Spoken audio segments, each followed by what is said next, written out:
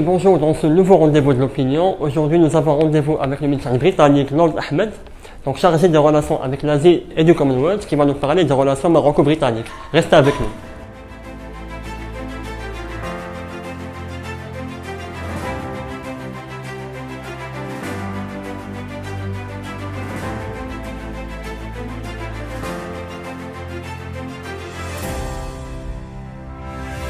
Well, first of all, I'm a Minister of State in the Foreign Commonwealth and Development Office of the United Kingdom, and part of my varied responsibilities, I'm also the Minister responsible for our relations with North Africa, and in this regard I'm delighted to be here on my first bilateral visit to Morocco, which is covering a range of important aspects of our bilateral relationship. But that said, as we celebrate the 300th anniversary of the first trade agreement that was ever signed between our two countries, we do reflect on Morocco as a key partner, as a key friend, but there's so much more to be done, whether it's on joint initiatives across climate, trade, or indeed education. So lots of scope for new opportunities ahead.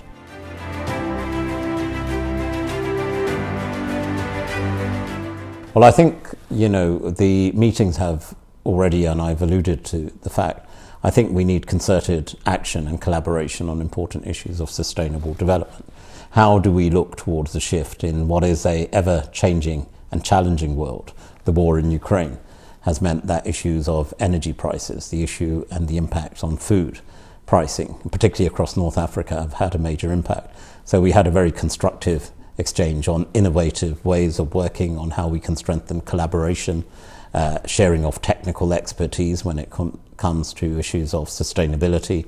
And as Morocco itself looks to be more inclusive in its overall energy mix, as it moves away from issues of fossil fuels, as it looks to less reliance on issues of coal, which we understand that a lot of countries are in difficult situations. But equally, as COP presidents, we're aligned in our objectives that we must get the world to change. This isn't just about today or tomorrow. It's about the existential threat of climate change.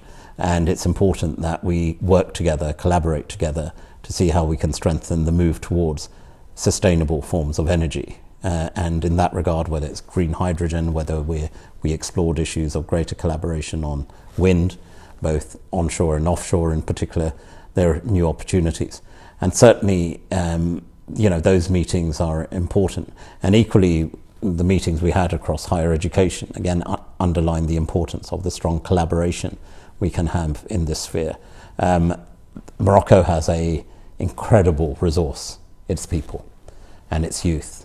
And there's a real desire, and I'm delighted as a British minister about the real strength of feeling on empowerment through the English language. Well, we have an offer in the United Kingdom, which I would say is second to none. We have some of the best institutions and universities available, and we have an enhanced student offer for those wishing to study in British institutions. Currently the number's about 1,000. Well, I think there's huge opportunities. Let's double it, let's triple it. But to do so, we need to ensure the offer from the UK, something which is understood. The institutions are ready, and most importantly, the students are ready to take up those offers. But beyond that, also scoping higher education beyond a first degree, a second degree, a PhD. I think those are common aspirations. And of course, I'm delighted that by the end of the summer and early autumn, we'll be celebrating the opening of one of the first universities here through Coventry's investment directly in a business school. So these are just some of the opportunities which lie ahead. But equally, I think the fact is education is a cornerstone of any society. And the United Kingdom wants to work very closely with Morocco to see how we can assist and work on a closer collaboration in this respect.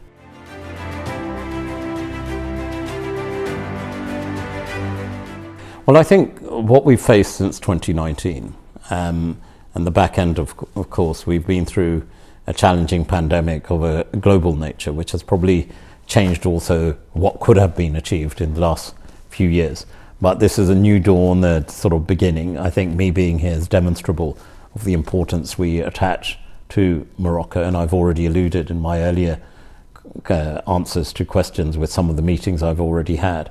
It's about strengthening our relationship across a broad range of issues. We've touched on issues of cooperation in fighting and countering extremism.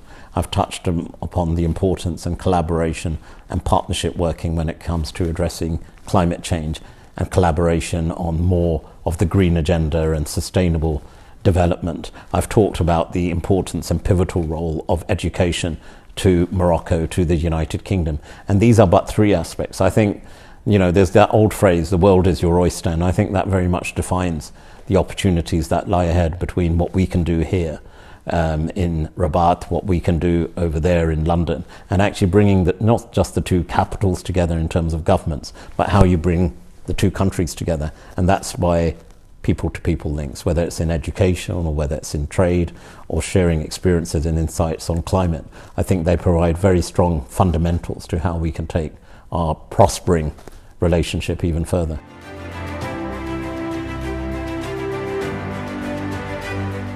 Well, I think that's an easier answer for you than for me, but I think there are opportunities. When I used to be in business, I was in banking, and when you invest in something, you want to look at the environment you're investing in.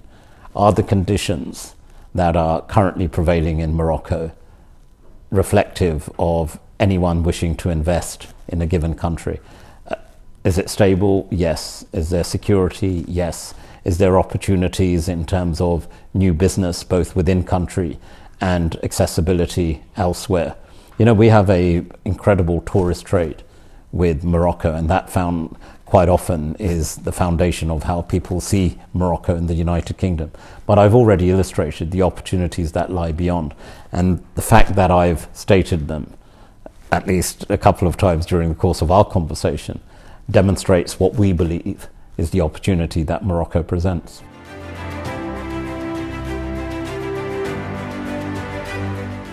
Well, it's not my decision alone, but the Commonwealth has increased over a number of years. I've been Minister of the Commonwealth since my appointment in 2017, and it's grown from what was 52 members to 56 members. So we've seen 4 members come on board in the last 4 or 5 years. So the short answer is yes, it should apply. There's a process to go through, but certainly from my perspective, why not? Commonwealth, the current chair in office is Rwanda. It's not about our past history. We weren't the old colonial power in Rwanda. And today, Rwanda is the chair in office, and it just hosted the heads of government meeting in Kigali.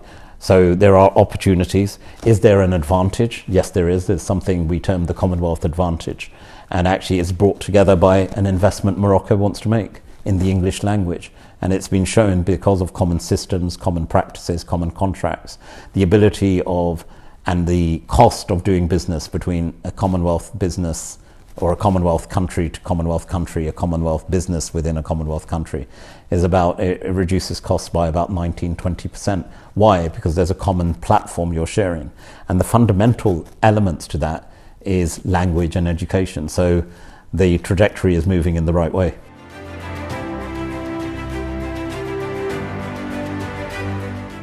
Well, I think we've been involved with this from the start. Daesh is a despicable organization. They are the kind of organization which has not just an injustice, they are abhorrent to the very religion that they claim to follow. There is no Islam, there is no in their practice, and it's important that the coalition reflects the joint action. So whether you're a Muslim country or not, it should not matter. Daesh is a terrorist organization which has brought untold tragedy to so many parts of the world, but equally it's destroyed people's lives. Earlier today I was just talking about an experience I had in Mosul, where I met with some of the victims, the survivors of the Yazidi community. It was shocking what they did. Repeated rape, repeated torture, abuse, and actually under what name? This was Daesh, this organization. And I'm proud in the United Kingdom, there were some who still referred to it as an Islamic state. What kind of nonsense was that? What kind of Islamic state? There is nothing Islamic about Daesh. And the coalition and Morocco's hosting of this particular event underlines the strong collaboration, but also the broad alliance which exists. I would have been here, but I got struck down by COVID. Otherwise, I would have been part and parcel of that very meeting.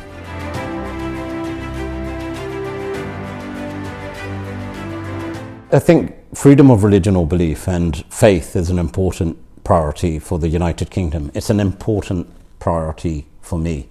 A couple of weeks ago, you may have seen that the United Kingdom hosted the International Ministerial on Freedom of Religion or Belief, where we brought together not just governments, not just civil society, but faith leaders as well, all working together in a common belief that any society progresses, any society which is inclusive of its approach when it comes to freedom of religion or belief, not just tolerance, but respect of communities and faiths or beliefs, is actually a society that not only progresses, it prospers, because you leverage the full opportunity for every person around within a country. You know, I'm a born and bred Brit, and I'm very proud and passionate about my country.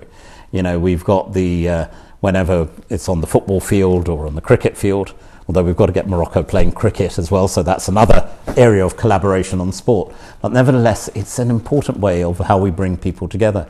You know, my heritage comes from the Indian subcontinent. I'm proud of that. You know, from the early days, sitting around a dinner table, learning the different Urdu, Punjabi, Hindi. Actually, it enhances my role today to be rich in being understanding Hollywood and Bollywood in the same breath is an important show of identity. But that's brought together because of the opportunities that were afforded to my father, who came over in the early 50s. From the subcontinent and was given opportunity. He worked on the railways, but there was an ethic of integration, assimilation, education and opportunity, real aspirations. And that wasn't just reflective of my family, but every family. And the United Kingdom we have today is very vibrant, but it also recognized faith, that you could be a born and bred Brit like me, have very varied cultural heritage. You know, my family came from India originally. My wife's family came from Pakistan. She grew up in Australia. I'm a born and bred Brit. That enriches our children's identity. All my children go to Catholic school, and that's a choice we make. Why? Because we are strong in our own faith, that our country not only protects us in terms of the faith we choose to follow, it also allows us to prosper.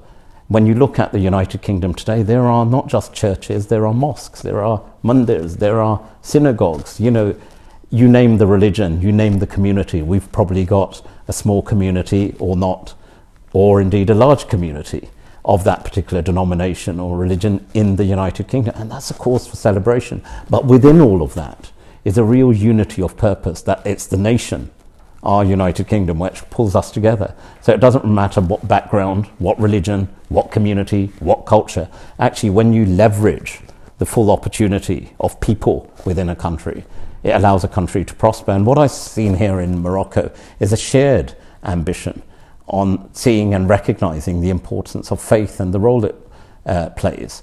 You know, when we met just now with Dr. Ahmad Abadi, we saw his approach was a very structured and simple approach to tackling some challenging problems. It's not seeking a precedent of one faith over the other. It's looking at a commonality of faiths. What is faith? What does religion teach us?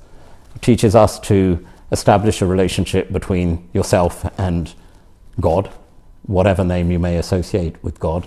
It asks you to spread peace and tranquility, but it also underlines in all of this, whether you're a Muslim, Christian, a Jew or any other faith, about mutual respect for other faiths and people being allowed to not only have other faiths or beliefs, but being allowed to nurture that. My two best friends, one's an atheist, one's an agnostic. The agnostic says he was atheist once, and through knowing me for the last 25 years, he's perhaps moved into the space where he thinks something exists. But equally, it doesn't mean that you're impacted by it. But what we have got is not just mutual respect, but affection for each other, because the society you create, the community you create, the country you create is reflective of recognizing people's differences as a cause for celebration, not a cause for division. And you see that here in Morocco, recognizing that people can practice their faith. And it's never a job done, whether you're in Morocco, United Kingdom, or anywhere in the world. But what we must recognize is that where there are positives to be had, we should be, as a friend and partner of the United Kingdom to Morocco and vice versa, profiling each other's progress, profiling positive things, sharing experiences. And what I heard today from those involved directly in this particular issue is how we can collaborate further. whether you're talking about those who returned as foreign fighters and are currently in detention, you shouldn't just throw away the key. You should look at ultimately, what does religion tell you? What does Islam tell you? The concept of tarbiyah, reform. How can you improve a person's life? And that's what I've seen in terms of practical programs, how you can be simple in taking a structured approach to tackling issues of extremism. Why should it be a religion like Islam, which by definition means peace, should be hijacked by groups and individuals who perpetrate a totally perverse interpretation? But we need countries like Morocco to come forward with, it's not just what I call interpretation, it's the correct tenets of Islam, it's the correct principles of Islam, and not just of Islam. You go to anywhere in the world, these are common traits. It's a golden thread of faith ideology which is shared and presented and practiced and propagated in the right way is a force for good around the world.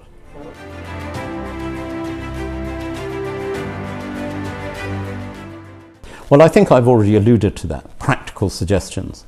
Today I learned from Dr. Ahmad that we were talking about simple ways of looking at it, rather than if you're sitting down with a young person, if you're talking to a child, talk to them in a language that is understood, a language which means something to them. I've shared it once, I've shared it twice, and I'll share it again today. On the third occasion, I shared this with Dr. that when I was a child, I was taught religion in a simple way to begin with, because I was a young boy. I was experiencing different cultures, different communities. I was at a Church of England school where I was learning about Judaism, and I came back home one day and my mother just said very clearly, "Sit down, I know you're a bit confused, have something to eat." And then she explained it in an analogy of a house, that as a Muslim, when you build a house, you have a foundation, you have walls, you have a roof. And she said, as Muslims, we believe the foundation to our faith is Judaism. Without the foundations of Judaism, the walls of Christianity would not have been erected. And without the walls of Christianity, the roof of Islam would not have completed what we know as the house of Abraham. The other faiths are represented by other doors and windows and other perspectives, but ultimately we're brought together in the house of God, the house of humanity. No conflict, but actually how faith and different beliefs actually come together under a single house of common humanity. And that's what I saw in some of the experiences and sharing of our own experience of faith. I talked about the rich diversity of our communities in the United Kingdom. The approach I saw today, as that was explained to me, is present, if we're going to fight extremism, get to some of the causes of it. Why should it be, as I said, extremist groups hijacking a narrative of any faith? Yes, Islam is under the microscope right now, but it shouldn't be just one faith, it should apply to all. And those who seek to radicalize a particular community, individual, or a vulnerable person, well, actually we can take them on by actually presenting the correct narrative, but doing it in a way which is understood. We heard from Dr. Ahmad about a kind of staged way of looking at it, that if you're talking to a young person like my own children, who are into gaming and etc., every time they go past a single stage, show reward for what they've achieved and what that actually means. So being innovative and creative. But ultimately, when it comes to fighting extremism, it does need collaboration. It means sharing good practice. So whether it's here in Morocco, whether it's in the United Kingdom, what should be driving us is how we bring communities and people together. And faith leaders themselves have a very important role to play as well.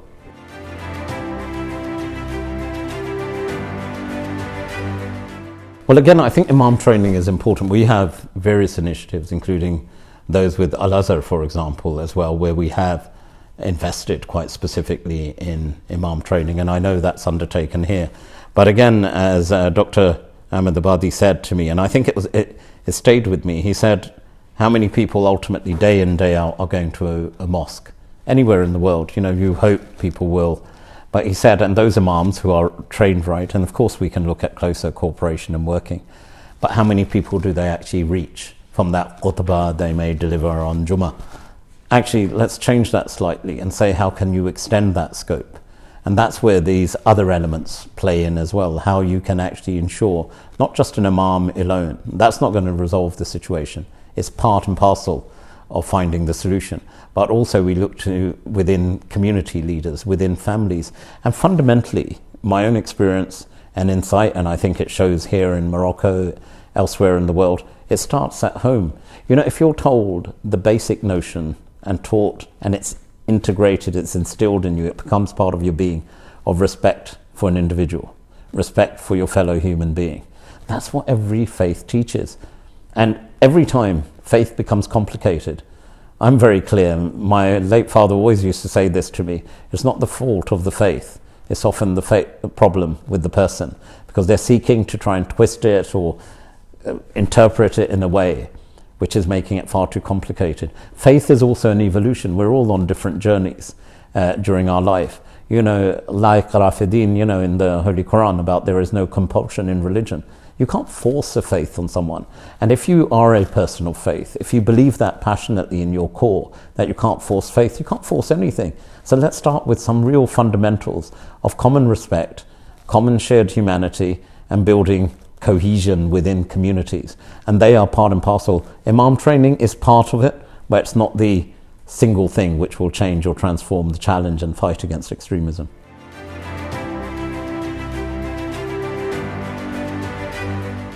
The United Kingdom and Morocco are important friends and allies. Our relationship goes back hundreds of years, but what's important is the here and now, the 2022 that we currently have. We've gone through some real challenges together, but the opportunities which lie ahead in terms of trade, coming together, collaborating on climate change, but equally on how we can strengthen our education partnerships, cultural exchanges, and of course tourism, provide huge opportunities for cementing and strengthening this relationship, not just in the immediate term, for the long term as well.